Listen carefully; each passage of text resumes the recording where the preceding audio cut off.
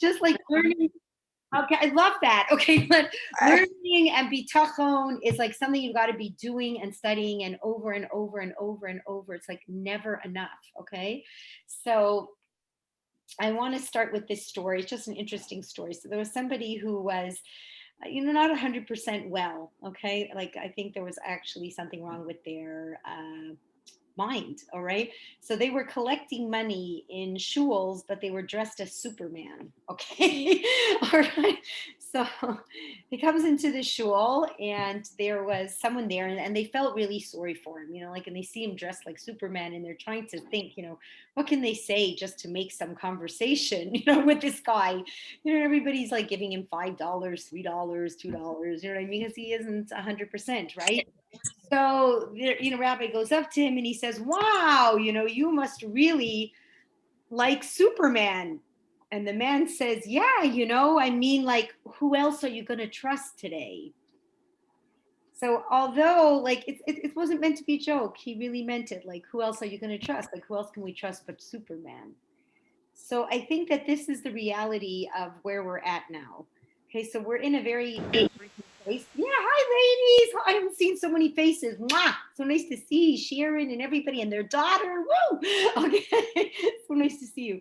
So like we're in an interesting place in time right now. And I think that, all of us have to take a real honest look, like to answer that question, like who is it that you trust? Those are very, very, very powerful words, right? Because when you really think about it, like the world in and of itself has really changed. And I think the way that it's changed is that you can see how information is so unreliable, that people are really corrupt, and that things that you once trusted are just, they're not coming through for you. Like government is not coming through. And even this whole, like now there's another, every day is another scandal. Have you ever like lived through a day that there hasn't been a scandal? Like now Dr. Fauci is under, scrutiny and all this stuff with the masks. And he lied about, where this coronavirus really originated from. And then now, what's his name? Hunter Biden is in more trouble, which means Biden was really a liar, which means this one was a liar, that one was a liar.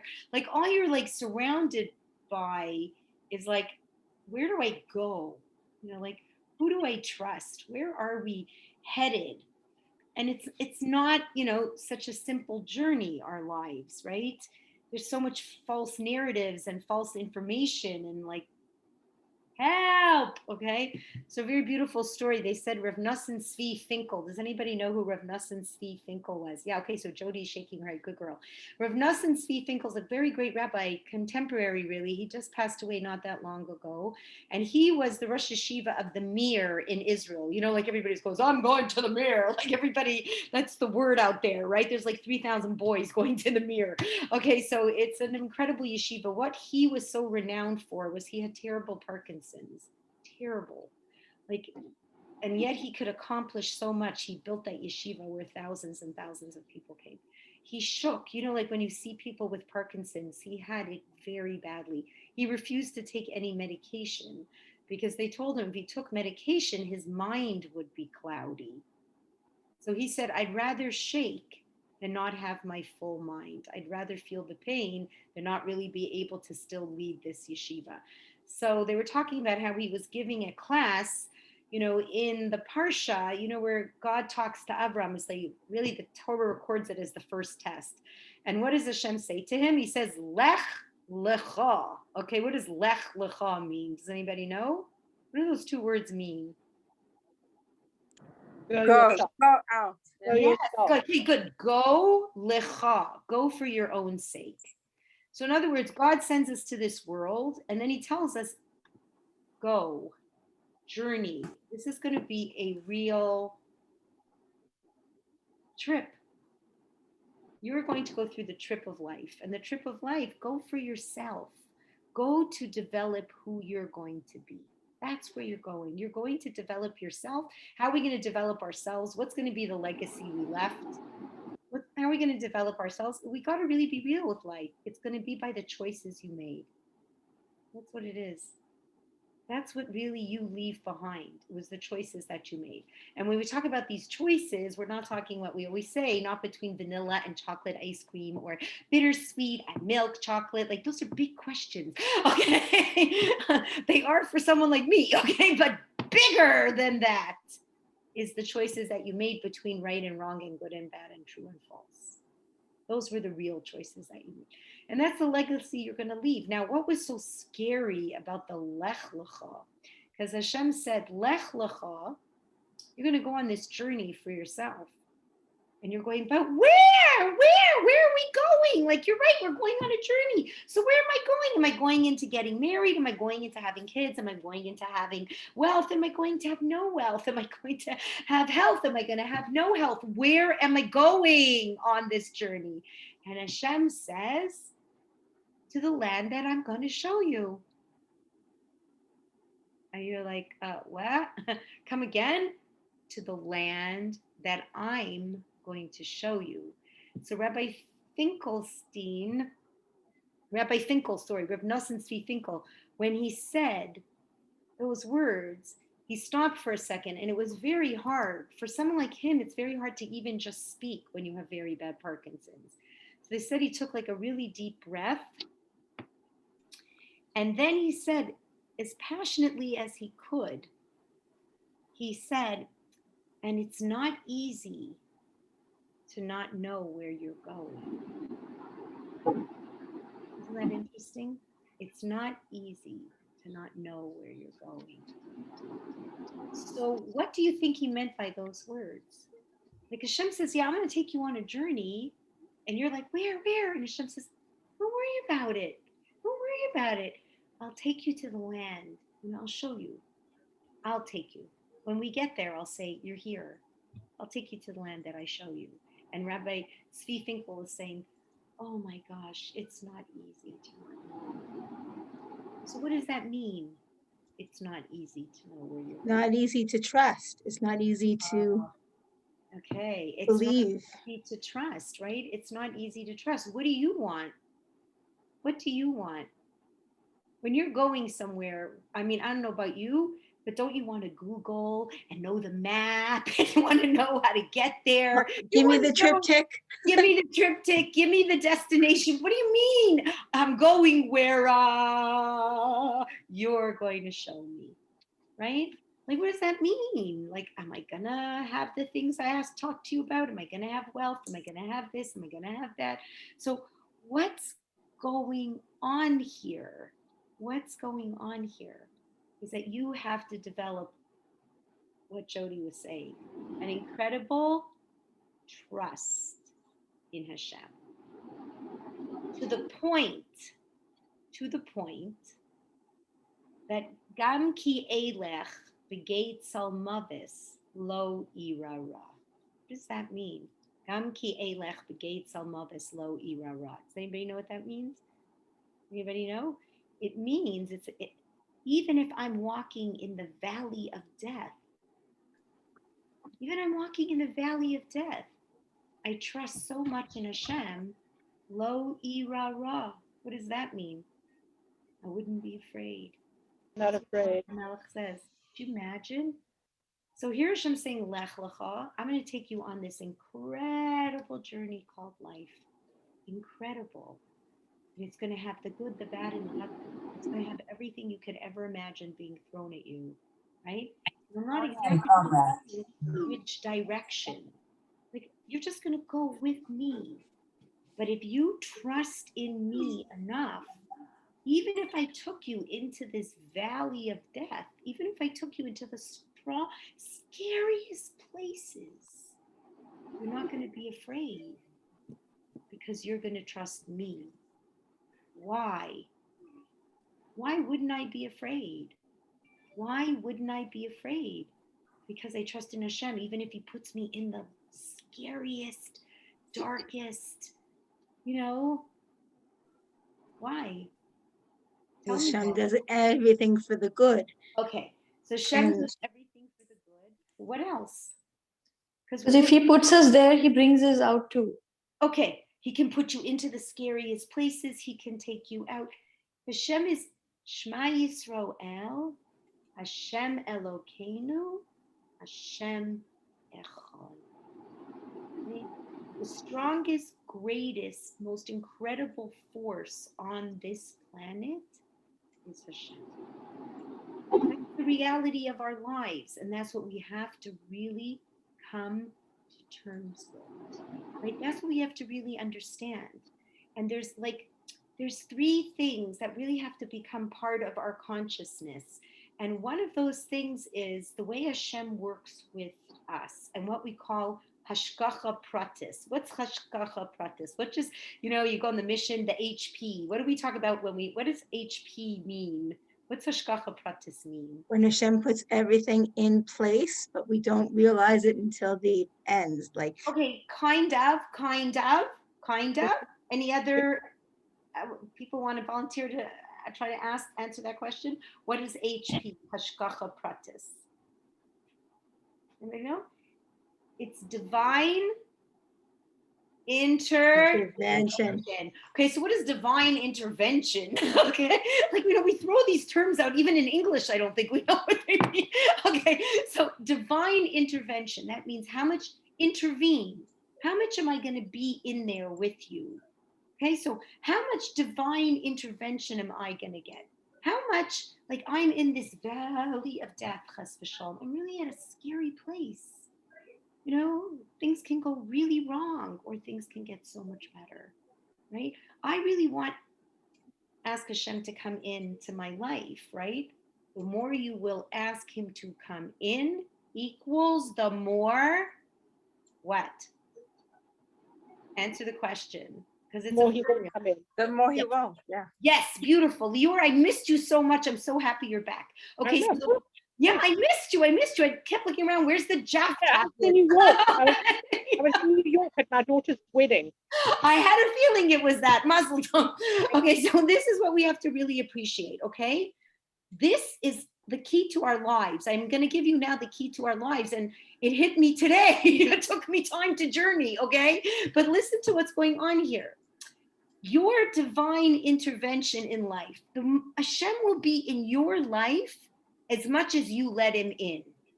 As much as you put belief in him, that is as much as you will get from Hashem. That's the way it goes. Okay, it's the formula. We can't change the formula. Okay, so if you say, you know what, God, kind of believe in you, but the truth is it's my money that's going to save me. I kind of believe in you, but it's really the doctor that's going to save me. I kind of believe in you, but I think I'll get a second opinion. You know what I'm saying? The more Hashem says, you know what? Try it.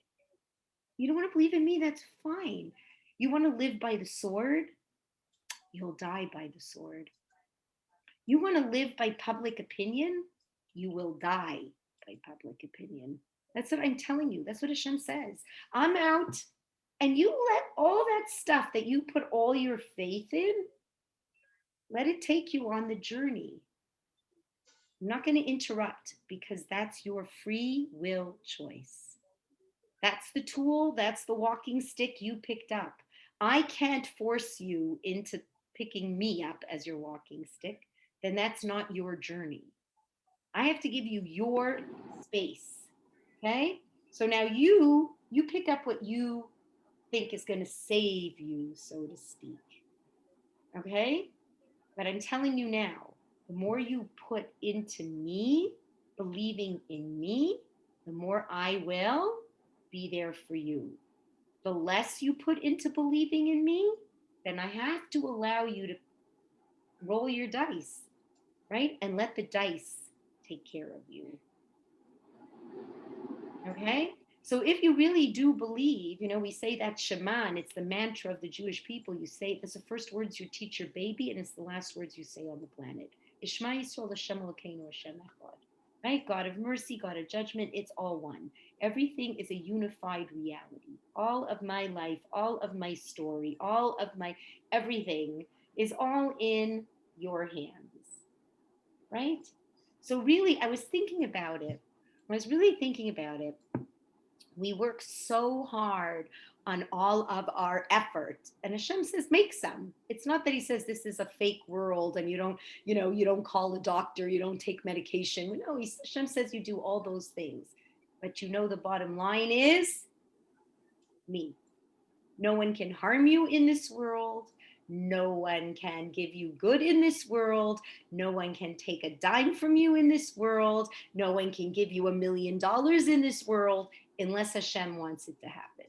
That's the bottom line. Okay, that's what Hashem is saying. That's the bottom line. The more you believe in that, truthfully, the more you live it, you integrate it, the more I can be there for you, right?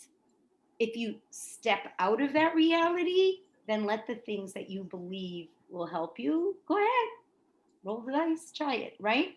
So what we should be thinking about really, in all honesty, is we should go about our lives and we should be doing our hishtadlut, like we should be doing our bit. We shouldn't be doing it in an extreme fashion because you're not going to get anything more for it. Okay, you put in 24/7 at work, you're not going to get one more dime than you were supposed to get. That's it. That's the reality of the way Hashem works. And if you don't believe that, so kill yourself for it. Go ahead. Go ahead. Work yourself to the bone, to whatever you want. That's your business. So where should we really, really be putting our effort in is in bitachon.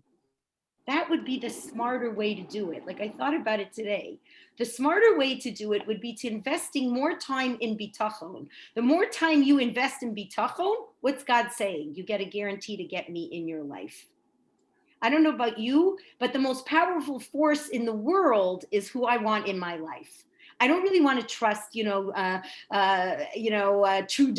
or Fauci or any of these people because they're all garbage in the end. Okay, and then you see, like, look what Hashem is doing. How much they trust their own, kochi ve'etzem yodi. It's my hand. It's my handiwork. The more they go down with it. The more they go down with it, the more the new scandal pops up. Like as far as I understand, Fauci right now was the most highest paid federal employee, I think, in the United States. They're saying, like, if this guy keeps his job for the next month, it's going to be a miracle. Do you know what I'm trying to say? So the more you're going to invest in everything else, the more Hashem is saying, go ahead, you'll come down with it. That's all. You'll come down with it. That's all. So really, if we were really smart, what we would be working on is investing in bitachon. The more bitachon we would have, the more you have Hashem in your life, right? Right? The better everything will be, right? The better chance at positive results. And even if the results aren't exactly what you wanted, if you really had bitachon, you'd be able to understand that too. And you'd actually say, this is better for me. I guess I thought I needed X, Y, and Z, but I guess I don't. Do you know what I'm trying to say? So it's really like, this is where we should be putting all the efforts in. Okay, so here's the Chovos HaLevavos is a book, right? Written by the Ramchal that is the whole purpose of the book is to teach you how to have bitachon. So let's just see some of the important statements he says. So first of all, what is the gift of having bitachon? What would be so good in life if you really ches v'shalom, like the guy who's not 100%, right? And he's trusting in Superman, running around with his Superman costume, okay? But if we really would have trust in Hashem, what could it do for us? What could it do for you? You really trusted in Hashem. We would be more relaxed. We wouldn't be so worried. The peace of mind, level. Content. Yes, yeah. Beautiful. Okay, so how many of us, on this screen are looking for that? How many of us don't want to feel the worries and the angst and all the other junk that's out there that's coming at us all the time? How many? I don't know about you. Yes. Okay. I got both hands up and 2 feet. Okay. Everything is up. All right. Everything is up. This is what we're really looking for. You are looking for this. That's what you're looking for. So the Chovos HaLevavos says that's what you'll get. You could get a life that is much calmer, much less of that angst, much less of that edge, right? Bitachon gives you an understanding of what you are in control of and what Hashem is in control of. And our part is tough too. Making the right choices and doing the right thing, it's not such a simple thing either. And it takes a lot of godly attributes. It really does. And it takes a strong soul and it takes a strong determination. Don't underestimate like our role in it. You know what I mean? Making money and and putting on our makeup and looking gorgeous. Yes, it takes effort, but it doesn't take the same amount of effort as doing the right thing. Okay, not screaming, not yelling, not this, not that. So we need to have a lot of bitachon even in our reality as a soulful, godly person. Do you know what I mean? And the more bitachon you have in Hashem, the more bitachon you'll have in that reality of who you are too. Okay, so very important. So here's what he says. Okay, he says what I said before, that we have to understand. Number one, you want to really know about that concept. You're looking for divine intervention in your life. Every one of us wants Hashem on our side. Everybody wants to, everybody's looking for a good partner. That's a good partner. God's a good partner. So what are we saying? Number one, no. The more I invite him in, the more he's my partner. The less I invite him in, and it's only fair. I don't think I think that's God's being very fair. You're not interested. I'm not forcing you. Do you know what I mean? So that's important for us to know. You're panicky. You're this. What's going to happen? Oh my gosh, my air conditioner broke. My this happened. My that happened. Okay, so what am I going to say to myself? Okay. Next. All for a reason. Why? Okay, why? It's just the way it is. It's the way it is, but what can I do to make it better? I'm going to invite Hashem in before I make my phone call and say, Hashem, I know the truth. You're the real air conditioner man. Okay. I know that sounds so funny, but you really are. You're the one who's going to send me the shaliach of the air conditioning guy. Please help me.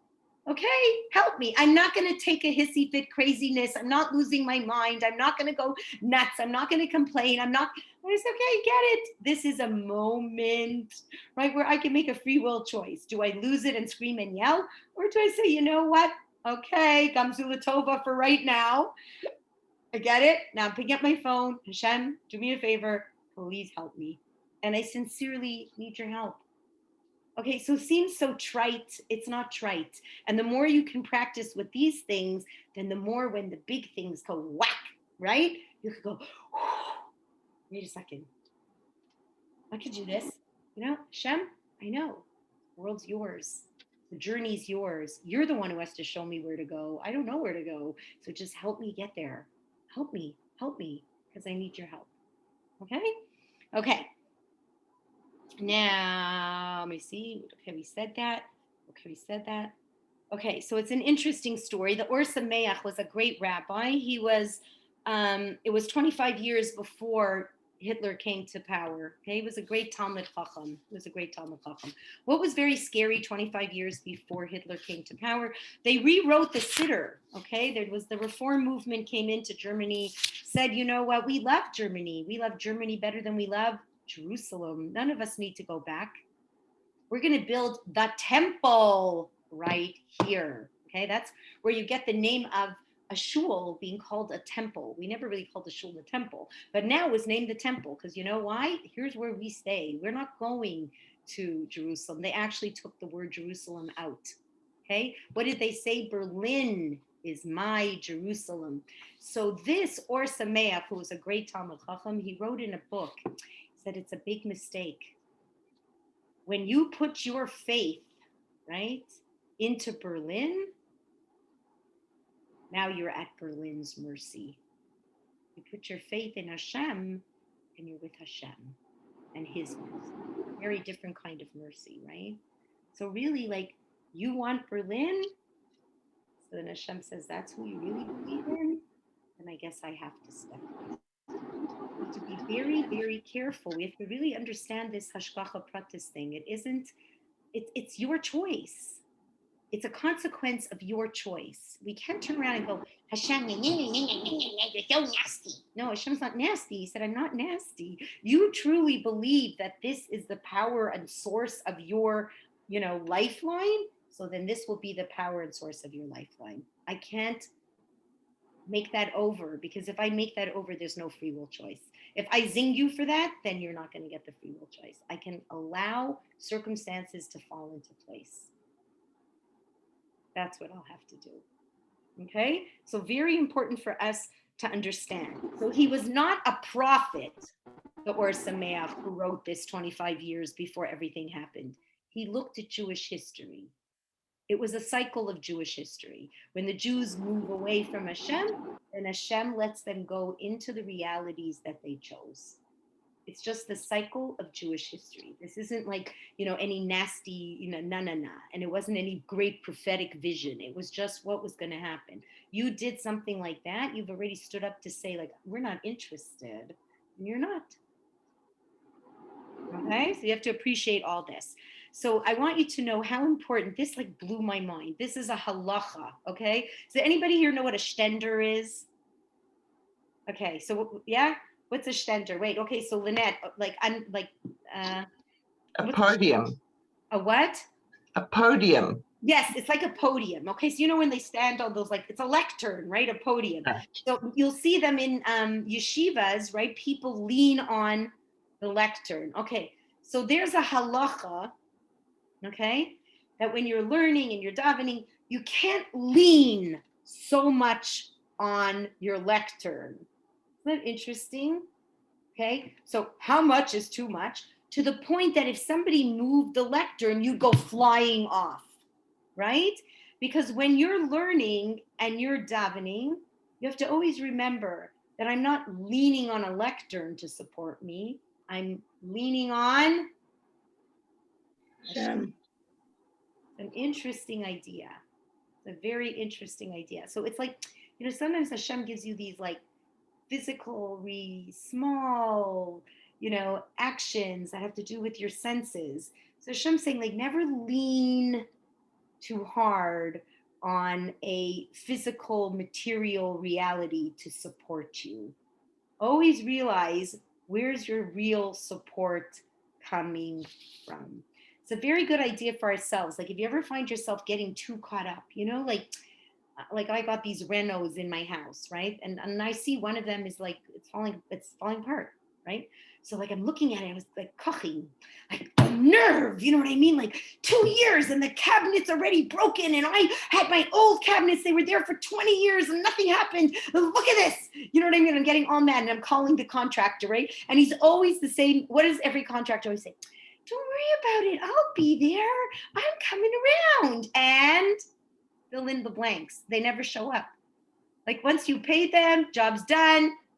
Bye. So that's what's happening, right? So like, I thought to myself, I'm leaning on the contractor. I'm leaning on all this stuff. I'm getting all frustrated. Like, get it.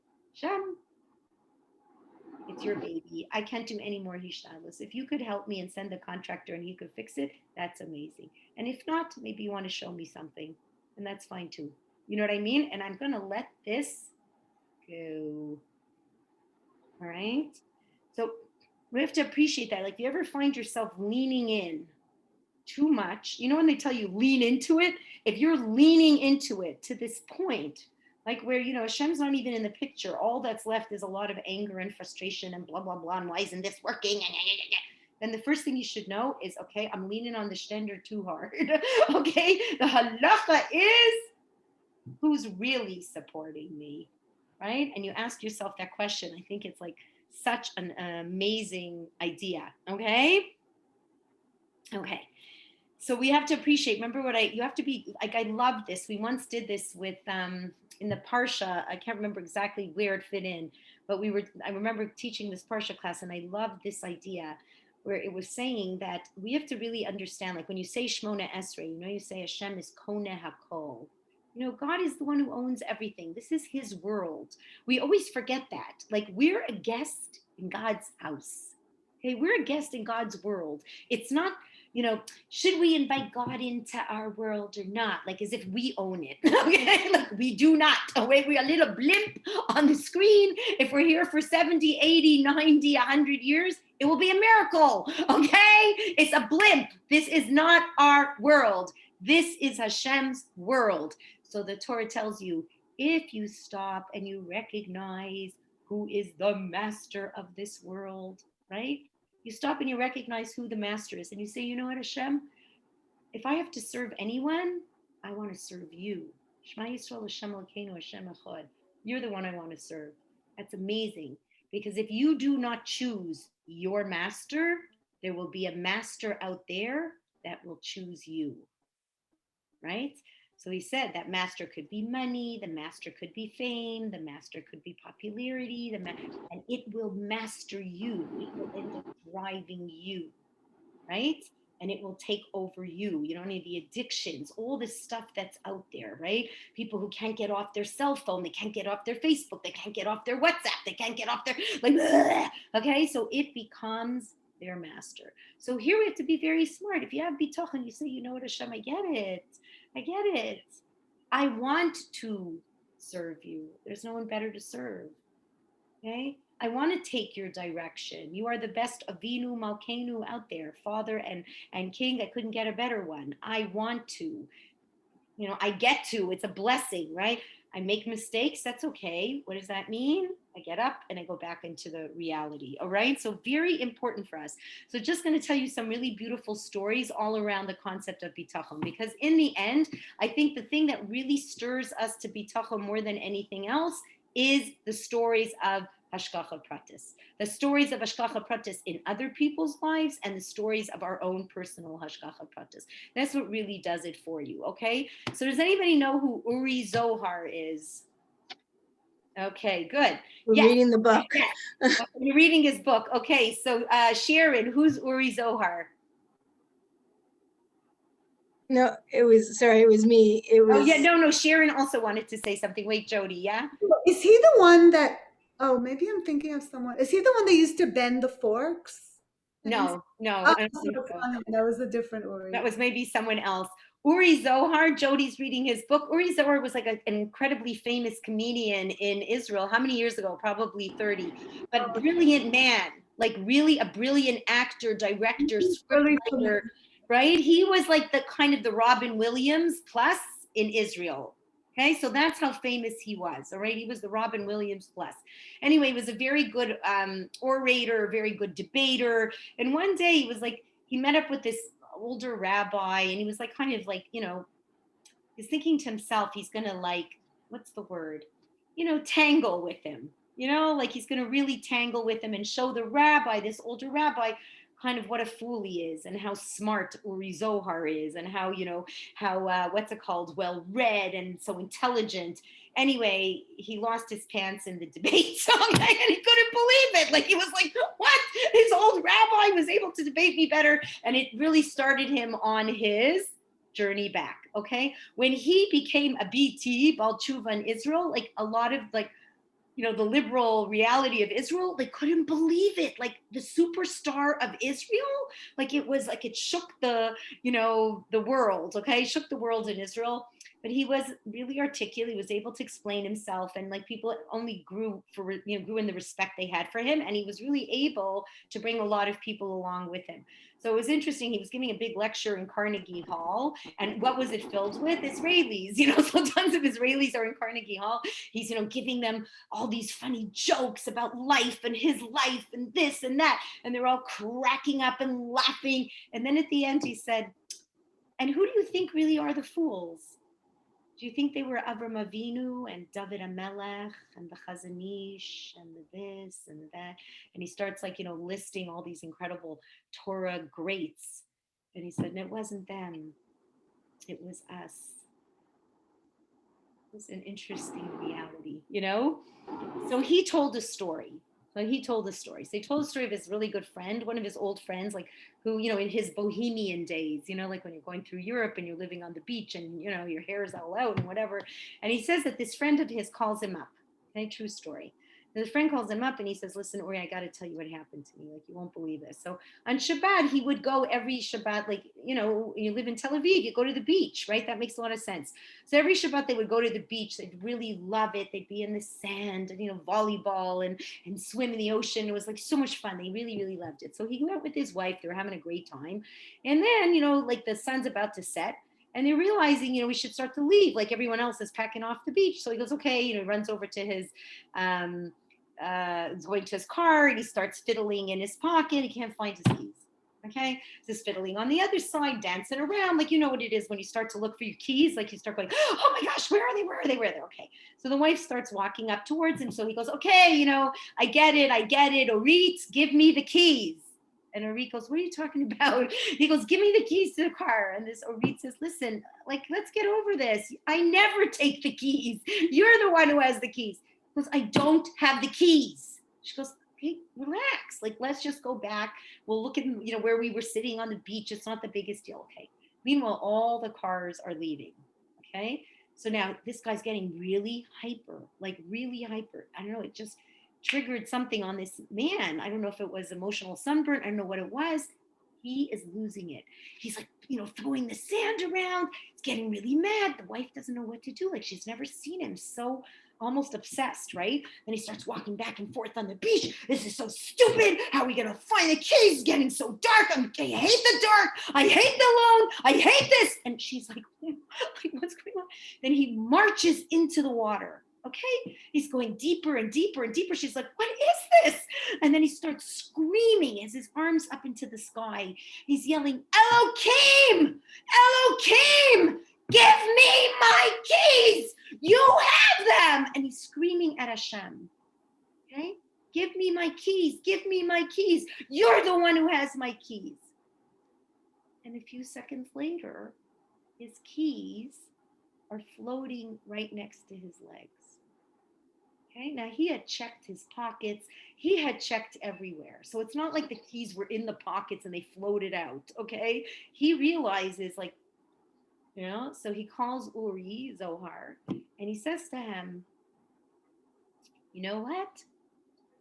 I get it. I get it. I get it. But I was totally going to lose this. I was losing it. I was so scared. Everything was going crazy. And I called out, there's a God, right? There's a God. So we asked Uri Zohar to start to teach him. Okay? So when you look at that story, okay, let's be real, ladies. Okay, look at the story, like statistics. Okay, let's just look at the story. It's crazy. When you think about this, story's crazy, right? Because here's this guy who's like totally secular. Like, look at him last week. Okay, turn the page, all right? Turn the page to the Shabbos before. Okay, he's like sitting on the beach, blah, blah, blah, blah, blah, blah. Like, no big deal, no big deal. Right? Then he suddenly calls out to Hashem in such a passion, in such a, you know, what's the word? Like, so overwhelmed, so needy, so the only one who has those keys is you, God, give me my keys, right? With such a recognition. And Hashem answers him. Where's that coming from? Where is that coming from? Okay, that's one story. Next story, another true story. Okay, this one starts in New York, Riverdale. I think Riverdale's near the Bronx in New York. Okay, true story. Okay, so let me just, this other story, I just want to look for a second because I want to get the right reality. I don't want to tell you something that isn't 100%. Okay, so let me see, where was it again? I wrote it down. I just want to find it. Okay, so here's the other story. This is in Riverdale. Okay, so nice story. There was like this Rabbi Lamb knew these people personally. Okay, so Rabbi Lamb knew these people personally. They used to come to the Arachim seminars. Like, remember I used to tell you, like, Discovery, Arachim, they're both the same. Okay, they used to go to these seminars and they loved what they were hearing. So it was an American father married to a nice Israeli mom, and they lived in Riverdale, New York. And the way it worked for their family, was that the dad would get home before the mom.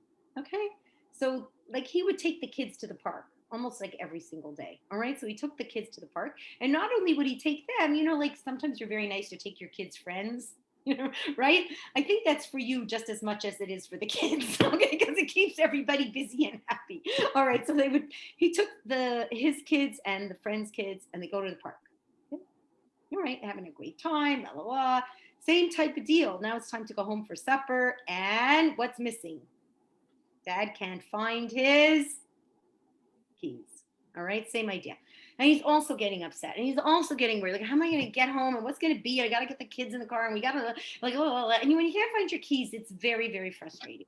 So his 9-year-old son is picking up the energy. You know, like your kids pick up your energy. You have to really be careful with this. Like, you know, when parents are fighting, the kids pick up the energy. It's very anxiety provoking. So the poor kid, he's like feeling the dad's frustration. He doesn't know what to do. All right. And this kid had just started in a Jewish school. Like this family had just started on their journey. They just started in a Jewish school. And he's holding this tennis ball that he's been playing the whole time with. He takes the tennis ball and he puts it next to his heart. Okay. And he's holding with 2 hands. And he says, please, please, Hashem, you have to help. Please, Hashem, you have to help me. Please help me help my father find the keys, please. And then he takes the ball and he looks this way and he looks that way. And with all his might, he threw the ball. It was flying, plop, down somewhere in the grass. He goes running after the ball. And what's laying right next to the ball? His keys, yeah. Yeah, his father's keys. So you look at that story and you're like, wow, where is all this coming from? So in Ashrei, it says a very, very important line. It says, Karov Hashem lakol, kol asher. I don't have my sitter, but I'll say it in English because I can't remember the Hebrew 100%. It's Hashem is very close to everyone, to all of those who call to Hashem be'emet.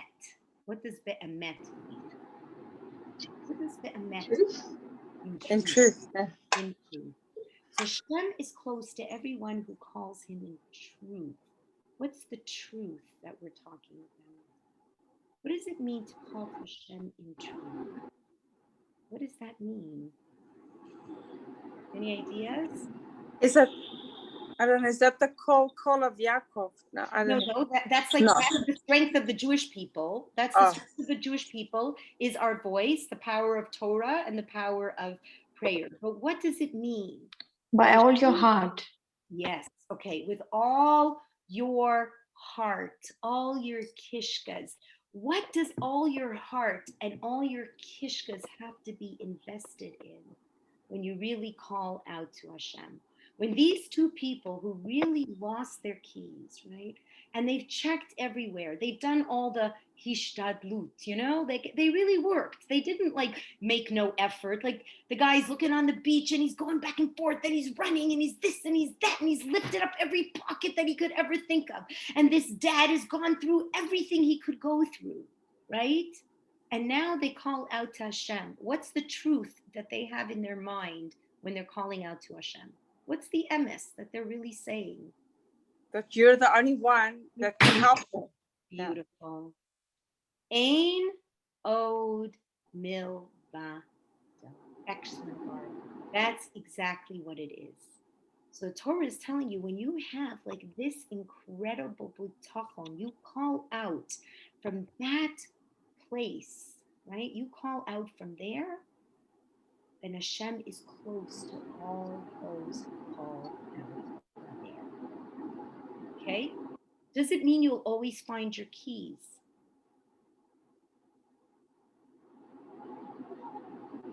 Does it mean you'll always find your keys? No. No. It doesn't mean you'll always find your keys, but what will you find? You will find the key. What you need. Your menuchas hanefesh. Do you understand? You will find the key to your menuchas hanefesh. Will you always find the key you looked for your car? Find the key for you this, find the key for that. Now, I don't know if I'll always find the keys. Hashem could find them if he wants you to find them and he knows that it's good for you. But if you call out from all your heart and you say, you know what, Hashem, you are the only one who could help me. And Hashem chooses not, so to speak, help you the way you thought you wanted to be helped or you thought you needed to be helped. If you have true bitachon and you did that with all your heart, then what do you know? What do you know about the answer that you got? It's for the best. It's for the best. It's for the good. That this isn't the only journey. For some reason, it isn't good for you to have this. Maybe the journey's up. And now you're going to be taken exactly when you needed to be got taken, to be the best person that you could be at this point. Do you see what's going on here? You gave it your best. That's what I'm trying to bring out. The hishtadlus that you want to give in everything that you are doing in your life is your best bitachon. The best bitachon you can give is the best HP you will get. That's what the key is here. That's what the beauty is here. That's what the menuchas hanefesh is here. This isn't that I'm going to sit at home and practice. Okay, you're the only one, and this way I'll get every single thing I want. No, if I believe you're the only one, then you're the only one who really knows how to help me. And if that means getting my keys, thank you. That's such a revealed, obvious good that even my little puny brain can understand. But if it means not getting my keys, gamzulatova, this too is for the best. For the best, sometime out there in the future, whatever that means. If it means in this world, if it means in the next world, gamzu litova. And because I've worked so hard on that bitachon, I can say it. And then hopefully I can feel it. So let me explain what it means. What does it mean in Ashrei? Okay, what does this mean? So the Gemara of Brachos tells us, if you say Ashrei 3 times a day, you will be a ben olam haba. What does that mean, a ben olam haba? Does anybody know what that means? What does ben mean? Son or daughter in the... Yes. Son or daughter in the... Olam haba, of the world to come. So that's what we say. This is a hallway. We're working really, really, really hard. We want to get to the end of the destiny of history. We want to all be there. We want to have our part that we held the baton and sent it to the next person, sent to the next person. And then there's going to be this thing called the resurrection of the dead, and we're all coming back, and it's going to be the end, and it's going to be beautiful and wonderful. And we all want a portion in that olam haba. Right? And Ashrei is telling you, if you say Ashrei 3 times a day, you get to be a ben olam haba. So the rabbis ask, are you kidding me? Okay, how long does it take to say Ashrei? Ashrei is like a Tehillim. It's a little paragraph of Tehillim. It's right from Tehillim. How long does it take to say it? Let's be real. 1 minute, 2 minutes. 1 minute, okay? 1 minute if you're lucky, okay? So 1 minute. You're going to tell me, if I say Ashrei 3 times a day, that means I devoted 3 whole minutes to saying this little paragraph of Tehillim. I am going to be a child of the world to come. That's like a big statement, okay? So I'm going to give you the answer from the Dubna Magid. He explains it. Remember, we said what was so great about the Dubna Magid? He explained everything in life. Remember, we said with parables, right? Because he said the naked truth is a little too much, okay, for people to understand. So he dressed it in parables. So he said it so beautifully. So he said this guy doesn't feel well. He's got the sniffles and a cold and his head's killing him and all this. He goes to the doctor and he says, doctor, I need help. Like, oh my gosh, what a sinus infection. So the doctor says, you know what? Don't worry about it. I'm going to give you a prescription. You take this prescription, right? You take the antibiotic, and I'm promising you 3 times a day, 5 days, and you're going to be perfect. Okay, great. So the guy goes to the pharmacy, gets the prescription, okay, takes it, right? Just like the doctor told him, 3 times a day, 5 days, 5 days in a row. And, nothing happens. Comes back to the doctor. He said, nothing happened. Like, this was the biggest waste. I don't understand this. And not only that, I feel worse, okay? Like, it's even worse. I'm more, my head's throbbing even more. Like, what's up? So the doctor says, listen, there's something wrong. Let's look at this. Let me see, your pill box. Yep, this is the right prescription. So how did you take it? I told you I took it 3 times a day. Okay, I hear that, but what did you do when you took it? Oh, I took it, I put it in my mouth, and I spit it out. I did that 3 times a day. Like, it tasted terrible. I just chewed it up and spit it out. Okay. All right. So the doctor said, you didn't take it right. You have to take it, and what do you have to really do? Take a little water and swallow it. When you swallow it, then the antibiotic is absorbed inside of you, becomes part of you, and then it can really change who you are. So this is the idea. We could say Ashrei from here till tomorrow. If we just spit it out, then it doesn't mean anything. Okay, and it's not going to make you know Ben Olam Haba, right? How are you going to become a Ben Olam Haba? How are you going to become a Ben Olam Haba with bitachon, with any of this stuff? You have to really, what's the word? Digest it. They say like eating and learning Torah are very similar. You have to really chew on the idea. Okay, and then you have to absorb it, and then you take in what is good and then what isn't so good. When you hear other ideas, you hear all kinds of ideas. I can give you wisdom from here till tomorrow, and guess what, you could give me back wisdom from here till tomorrow, but I need to take that wisdom and I really need to digest it. I really need to think about what you're saying, and if it's good, I need to take it in, right? And if it's stuff that really isn't really that good, or I'm not getting it, then I have to realize I'm not. Do you understand what's going on here? So yes, we can all be a Ben Olam Haba. Yes, we can all have our prayers answered, but we have to say them be'emet. You have to really digest this stuff, and you really have to believe it. Okay? You have to really cry out to Hashem. And for many of us, we have been in spots. Anybody been here in spots where it was dark of dark of dark? Anybody on this call? Okay. Any of you ever really like know in your heart of hearts that you cried from your heart of hearts, right? Right? And you saw Hashem answered. You saw it. And even if you answered and it wasn't even exactly what you wanted, you still saw his answer.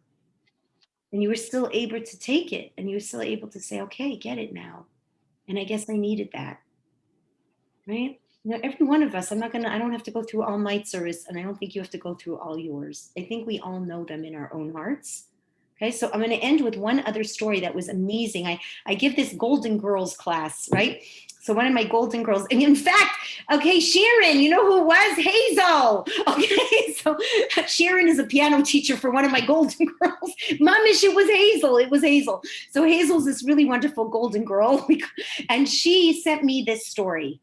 Okay, and she said, I have got to listen to this story. I've got to hear this story. True story. It's like beyond. Okay, we talk about hashgacha pratis. You talk about crying from the heart. You talk about God coming in. Beyond. Okay, so the person who told the story, his name is Rabbi Brisky. Okay, so Rabbi Brisky is a Chabad rabbi.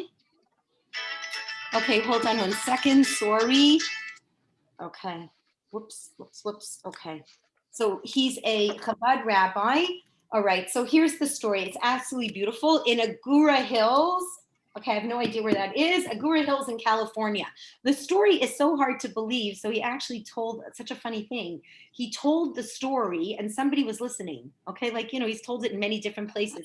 Somebody was like listening to him on a video as he was telling the story. And the guy was a jeweler in a jewelry store. And he's listening to the story. He turned to his wife and he said, this stuff is like, it's too impossible to believe, right? Like, it's just not possible. And the guy, one of the customers who was in the jewelry store, was the primary player in the story. Could you believe it? Like, so he turned to the jewelry store guy. He said, no, this is true story. My name's Jack. I'm the guy in the story. Crazy. So it was very cute. So he was saying, like, this Rabbi Brisky said, so if you don't believe me, I'll have Jack come to your house. Like, it was really cute. Okay, so here's how the story starts. It's like really nutty. All right. So you're in Agoura Hills, California. It's like a small place in California. Okay. So it's before it's around the high holiday time. Okay, around the high holiday time. And so they have a lot of people come. They have like a big group of people come. You know, high holidays is when you get the most of the Jewish population comes out. I mean, we forgot because of COVID, but if you think about it 2 years ago, like the people would come to shul the most on the high holidays. So in Chabad, what do? They import, you know, young Chabad students, right, from from Crown Heights and from the different yeshivas to help they're called the shluchim, like the people who live, right, in all of these different places. Okay, so these young guys come to help this Rabbi Brisky, and they're in a house. Okay, it's Shabbat, and they're just sitting and they're eating, and it's like lots of fun. And then right next door to them is another house, and they see this moving truck pull up on Shabbat, and it says, "Nice Jewish boys movers." That's what it says on the outside of the truck. Nice Jewish boys movers. Okay, so these boys look at the truck, and a Chabadnik, to him, that's like, bing. Like it's like, for most people, it's like, oh, okay, so what? You know what I mean? Like, okay, I passed the cholent. But for these guys, it's like opportunity. Okay, so they run out the door. It's like unbelievable. And they go over to the movers and they go, hi, like, you guys Jewish? And they go, well, look at the truck. Okay, nice Jewish boys movers. Yes, we're Israeli. Okay, so go Israeli. Oh, manishma, how are you? Today is Shabbat. We're sitting in this house. We have the best cholent. Come in. You'll get a l'chaim. You'll get cholent. You'll get this. You'll get that. And these Israelis smart, like Molly said, okay, we'll take a break, and they go in. Okay. Because, so they go in, they sit down, they're eating, they're having this good time, they're schmoozing, they're laughing, like it's like a really nice party. And then the Chabadniks are looking out the window again, and now they see the owner. Looks like the owner's driving up. Okay.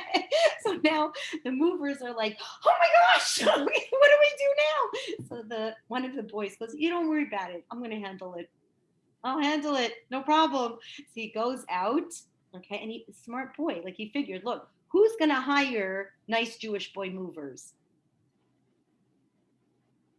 Okay, A Jewish person. A Jewish person. Okay, so ding, ding, ding. Okay, so he comes out and the guy drives up. He goes, hello, shalom aleichem. Let me welcome you to the neighborhood. I'm sure you must be Jewish. You have nice Jewish boy movers. The guy goes, yes, in fact, I am Jewish. He goes, come on in. The neighbors are at my house a minute. We're having a little, l'chaim. We're having some children for Shabbat. So please come join us.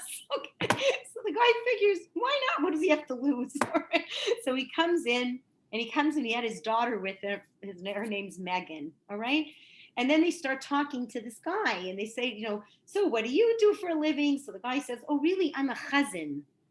So go, a chazan? Yeah, he goes like, I'm a chazan there's a Reform temple. I just got this new job. I'm going to be a chazan there for, Rosh Hashanah and Yom Kippur. So he goes, oh, that's amazing. That's beautiful. Why don't you come sit down and, we'll sing and you could teach us some songs. It's really beautiful. And meanwhile, this Rabbi Brisky came by. He wanted to check on the boys and see how they're doing. And he's like, whoa. Now he's come into the house.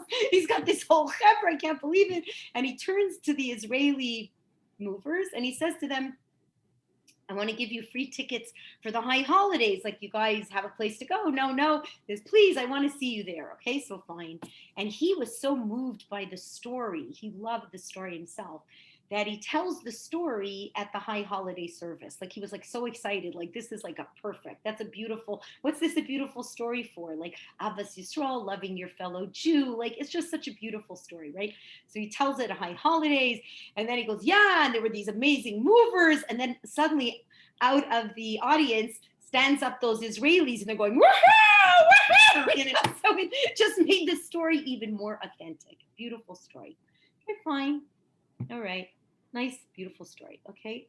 Couple, whatever it was, like a week or two later, he sees under his door, like he opens the door to his office, there's a little piece of paper on the bottom.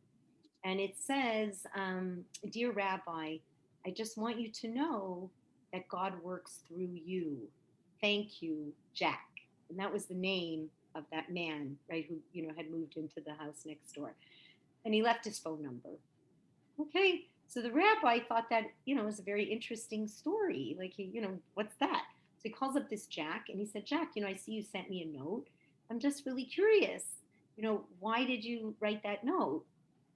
So he says, I got to be honest. I wasn't so sure, like, if I should move to Agora Hills. I don't know. I was like, I don't know what I was doing with my life. I'm not so sure where I'm going in life. I got to be real with you, Rabbi.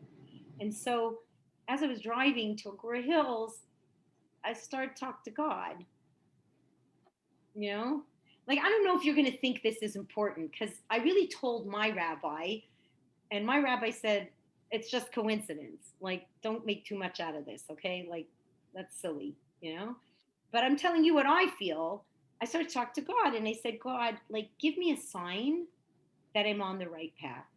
Give me a sign that I'm doing the right thing. And I drive my car up And this man standing there going, Shalom Aleichem.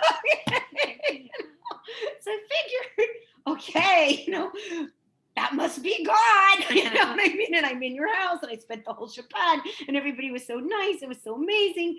So this Rabbi Brisky says, yeah, it means you're doing the right thing. Why don't you come to some of my classes? Like, why don't you, start looking at things? Because I really do believe that God was talking to you, and I don't believe that it was a coincidence. Okay, fine. So it comes to a couple classes, and then down the line, Rabbi Brisky does this really tough class, which is probably one of the hardest classes that any people have to teach, and that is challenge. Like, what is it? Like, why does God do the things he does, right? Why do good people suffer? Why?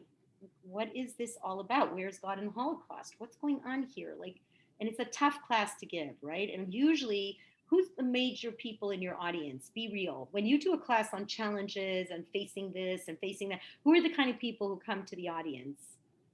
Think. People who have gone through some hardship. A lot of people who've suffered. So this Jack comes to the class, and he's sitting in the front row, literally sitting in the front row, and doesn't stop bawling the entire class. The rabbi's talking, and this guy has not stopped crying the entire class. Just sitting there and crying and crying, crying. The class is over. The rabbi goes over to Jack, and he says, do you need to talk? Come into my office. And Jack gives him this big hug. He can barely let go of him. And, they come into the office. It's all a true story. Like, are you okay that I'm a little taking over the time? You're right with this? It's another couple minutes. Okay. He gets into the office, and he starts crying, and he says, I got to tell you, Rabbi, that, 5 years ago that my kids were in a car, my 3 kids, and they were in a bad car accident, and 2 of my kids died. And the only one who made it out was me. But my 2 other kids died, and I lost it. I just totally lost it.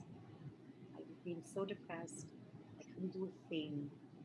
I couldn't talk. I couldn't walk. I lost my job. I couldn't get over it. My wife, it was too much for her. Like, years were going by. I wasn't getting over anything. I just couldn't do it. Everything went. My whole life, I lost my life.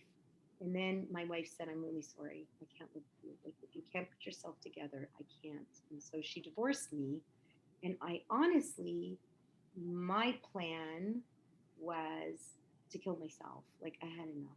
I really had enough. And so I was thinking to myself, I'm going to leave where I live so that my wife and my kids, like, nobody has to be where I'm going to do what I'm going to do.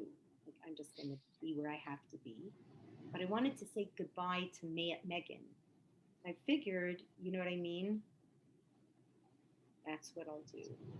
And so I got to tell you that what I wanted to do first, before I killed myself, was that I was going to take Megan to, I think I made a mistake in the story. Okay, take it back. Okay, here's what happens. He goes, he says, I'm going to kill myself. Okay, I'll get it straight. I'm going to take myself. I'm taking Megan to a mall. So this guy has this plan that he's going to kill himself. He's going to take his daughter to the mall to see a movie first. All right? So he goes to this mall, and it's a real mall in the area in California.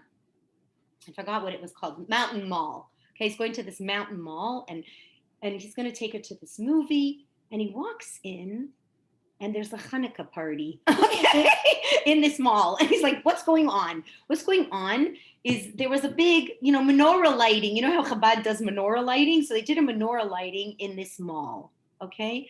And I come into this mall, and there's like hardly anybody there. It's not like the most Jewish area. And there's like donuts and this stuff that they're giving out. And this one man, I don't even know who he was, grabbed my hand, and I'm running around in a circle with him.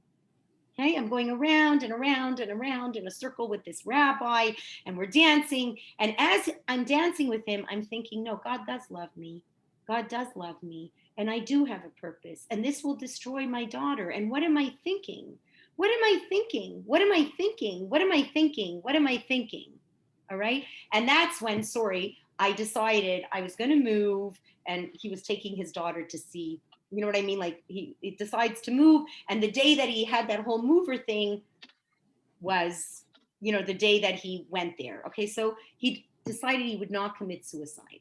The rabbi's hearing the story and he's saying, like, you see, like, God really took care of me, and that guy started me on my journey, whoever that rabbi was, whoever that, you know. So then this Rabbi Brisky is listening to the story. Okay, so this, I'm ending it.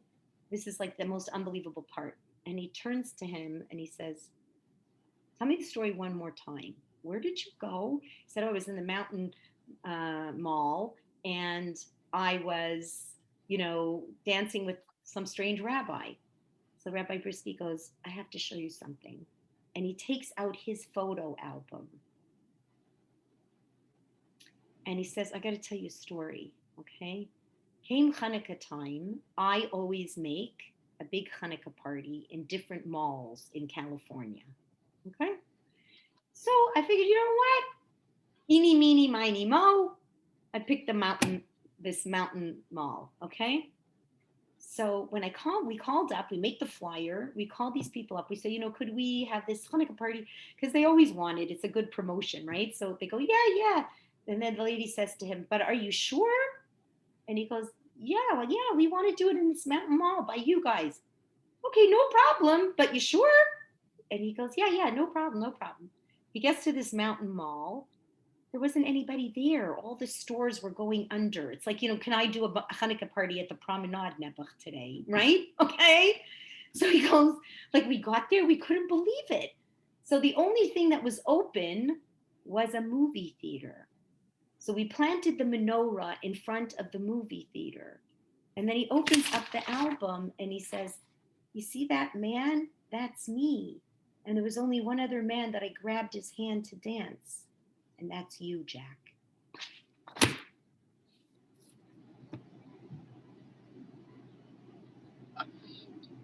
Okay? So this was all coming, like, this man realized, like, I've hit rock bottom. Ein od milvado. I can't even help myself. The only reality that could help me now is Hashem himself. And he cries out from the bottom. And you see how Hashem took him piece by piece. And now if you were the rabbi, you have to realize, like, put yourself now, take the whole story, smush it away a minute, and you're the rabbi. He came home from that Hanukkah party and he said to Jack, I said to my wife, that was the biggest bomb ever. Like, how dumb. Why didn't we investigate the mall a little more? Why did we just go and pick eeny, meeny, miny, mo and pick the mountain? How that mountain mall is kind of irresponsible. Like, if you're going to pick a mall, you want to pick a vibrant mall. They said, now I understand. Do you see what's going on? And that's what we have to understand. So our job is to do the most important hishtadlus in our lives, and that's to build our bitachon. That is the key to the success you want in life. That's the truth. And the more you will build that bitachon, then the more you will be connected, right? And the more you can have that menuchas nefesh, and the more you can lech lecha, you can go for your own sake, even when God didn't tell you where you're going, right? Okay, so everyone have a wonderful good night. Sorry. Thank you, Gail. You're welcome. Lisa, mwah, mwah. Oh, I was sorry. I'm sitting in my driveway now. I usually listen to your class afterwards, but I was able to catch you on my way back. So I haven't turned off the car so I could catch the end of the story. Thanks so much. Amazing. Okay, so everybody spread the love. Okay. Good night, everybody. Thank you. Bye. Thank you. Bye. Thanks for being there, Sharon, and your daughter. So cute. Okay. Thank you. Bye-bye, everybody.